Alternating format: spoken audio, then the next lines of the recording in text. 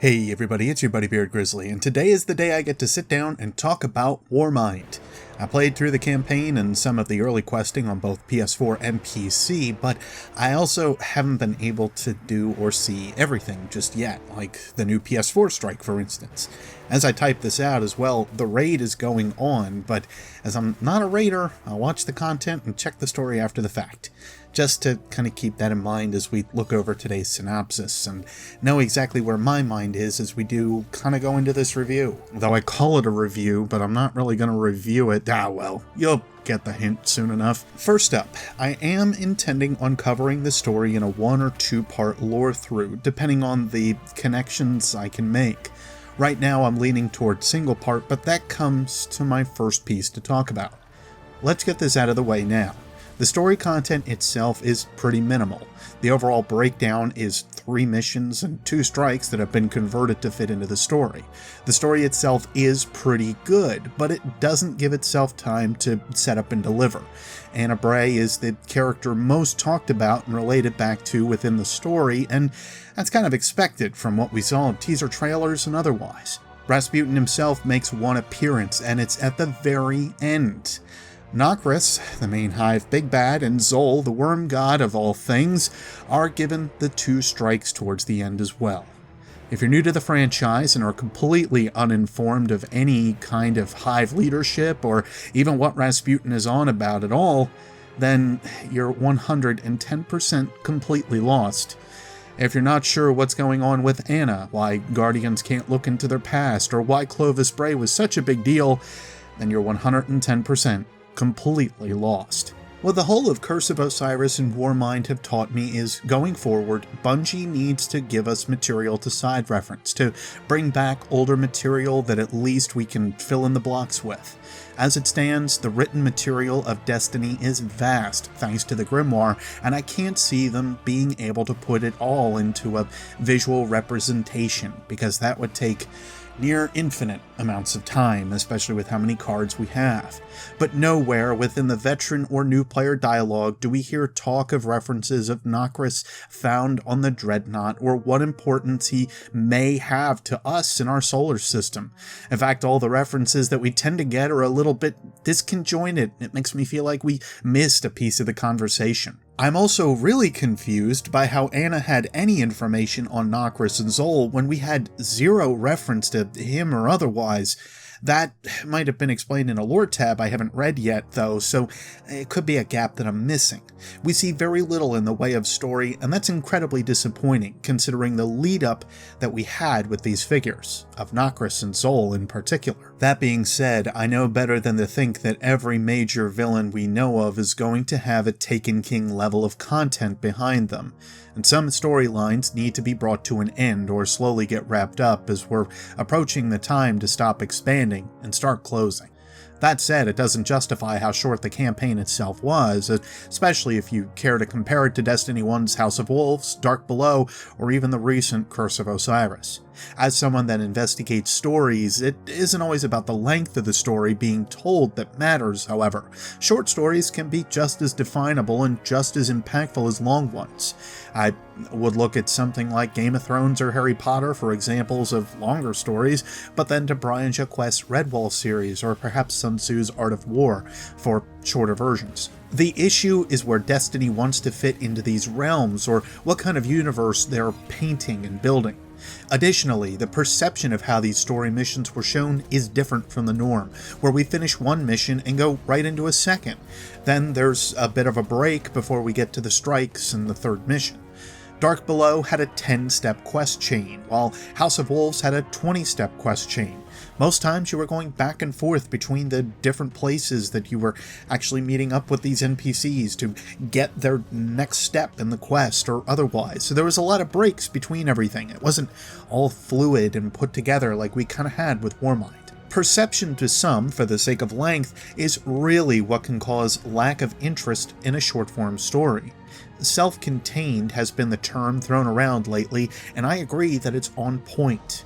Making these stories pan back to the rest of the world that's been crafted would make a big difference and would expand on missions and length, thus helping that perception to those looking for it. For me, it's a bit more of the former, writing a larger universe and trying to get all these cogs to move, and that's why I feel Warmind is a very upsetting story.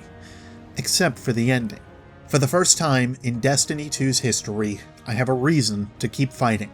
I have a reason to, on story terms, be out in the solar system and perform my duties as a guardian.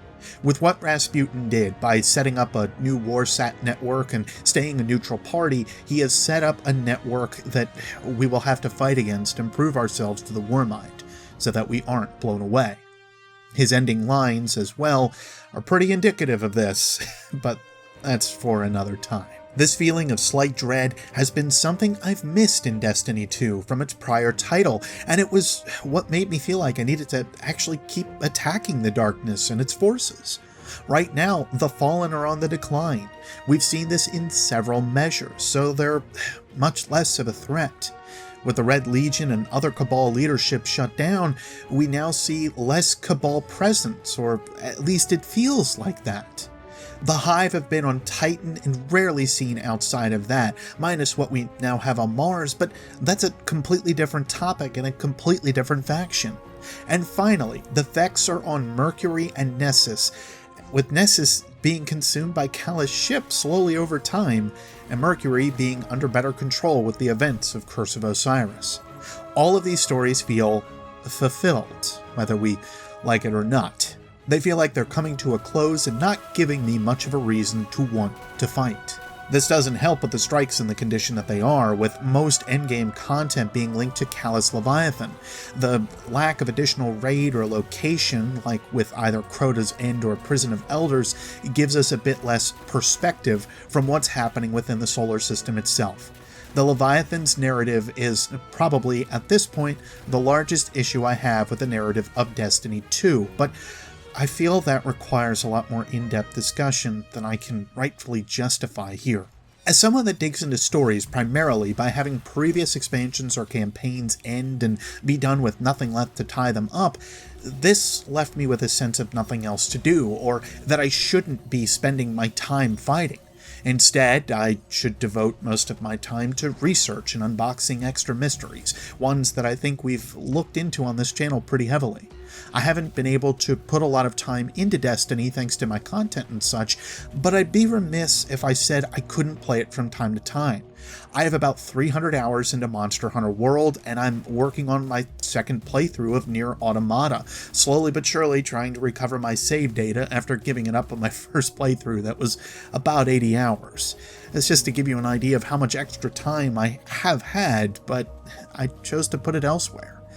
It's just a matter of wanting to, and when I feel like playing Destiny, I felt like just going back to Star Collective and reading over some more lore tabs or old grimoire, or rummaging through my vault items to read records and get a better handle on everything, to write down and record more of my thoughts and ideas. That side of me has felt pretty good, that part of me, being a warrior scholar known as a warlock, if you'll forgive my very mild roleplay here, has always been rather satiated. I feel there's needed to be more for me to hunt for through and through, and sometimes I find topics that just aren't connected enough to talk about, but for the most part, the lore hunter in me has been alright. The new huntables, collectibles, and scannables around Mars are also excellent proof of this. Their depth is amazing, and I can't wait to talk about them more in depth. But while the scholar part of me has been taken care of, it's the warrior part that hasn't been satiated in a long time, the part of me that needs to get out there and take on the enemies that I'm researching. And really, that's what Warmind has set me up to do. The warrior part, the gameplay part of Warmind is much, much better than I expected it to be. It starts to call out the direction that Bungie wants to make the game, with hunting for weapons, armor, and action items to really open up the world of Mars. I had apprehensions of returning to the Red Planet only because it's a world that we've been on before, but it does feel more alive. I don't know if that's the best word, but it's the best way that I can kind of explain what it is that I mean by this. It just feels like there's more to do. I also don't mean in a player count sense. I generally mean in a sense of things to find and do. This is counter to what Curse of Osiris had, since the Infinite Forest was only used once in a while, and that was only really through adventures. Mars is used to its fullest in many scenarios, and that's something that should be noted. The back paths, the lost sectors, all of it makes a good bit of difference from how map utilization was on Mercury in Curse of Osiris. It's also the reason I want to get back onto Mars, since it feels like the fullest locale we now have within Destiny 2. I'm not sure what that says, considering I do still love to go back to Io and Nessus rather often when I do get a chance to play. Think of how Titan is with its space, but that space is now better organized and meaningful within how Mars and Braytech is set up. It does help that escalation protocols are generally firing off pretty often when I am around, and the challenge, given the low power level and limitations that we have for now, it is definitely felt in both Heroic Strikes and Escalation Protocol. Still, what is it that you get access to with the expansion pass, as Bungie puts it? And first off, Bungie, can we just call it DLC and not expansion, and give that an excuse for you to not put as much content in? Just saying, that's me. I'll back off from that topic, I guess, but stop arguing semantics with it and just call it what it is. Anyway, you gain access to the Warmind armor, weapons, and story, along with access to Mars. You gain the ability to get Raid Layer 2 of Callous Leviathan and a fair amount of grindable quests, not to mention some extra exotics. Of course, there's the aforementioned new weapons and armor grind from both the Escalation Protocol and from Anna Bray herself, along with a new set given to the world vendors to hunt for, though this is purely based on luck and was not added to the buy with tokens slots. Being that it is all worlds, however, I don't see this as a problem. You'll get it from normal play. Though, this set is also given to everyone, and that brings me to my next major point. Warmind itself doesn't supply you with the bulk of changes that I've enjoyed with returning to the game, minus Mars, which I've already gushed about. Everyone was given the exotic weapons update, including exotic weapons masterworks, which are incredible, I should add, as well as Season 3 items into Eververse and updates within the current vendors we have. Everyone was given private matches, and the split we used to see in maps and Crucible is also gone, as everyone can get into them without Warmind. This doesn't count private matches, but at least for the player base to enjoy the new maps, they're there without needing to pick up the expansion, and all it does is bring people together, period. You can look into that however you want to. All it does is bring the player base together. And of course, thanks to Season 3, there are additions and changes to Eververse, but I'd be remiss if I didn't explain what is up with it. It's called a prismatic matrix, and it makes it much easier to earn items through Eververse, which you've never seen before. The only kicker is you have to wait for it to be brought up through the system, and then spend your tokens into the system once the item you want is available. But unlike the other Eververse crates, this is literally slimming down on the pool of items you can pull from. The Matrix also has duplication protection on it, so if you already pulled that item from Eververse, it takes it out of the possible items to grab. To me, it's still not the best system, since I'm really not a fan of these systems to begin with, but taking out the element of chance, at least to a somewhat good degree, is a much better system than what we had before. But the tokens should be more than one per week per account. Cost is 200 silver per tokens, which roughly equates to 5 pulls for $10. This is a lot more time than I wanted to spend on this, but wanted to at least talk about it a bit. I'll leave the outrage to others that feel they want to. General Eververse packs are also dropping a fair bit more, and I haven't heard that brought up by those I've listened to talk to about the loot box practice. Just giving that other half of the story that they don't want to tell you. Again, I see this as a better system than we had before. Not perfect, still needs work.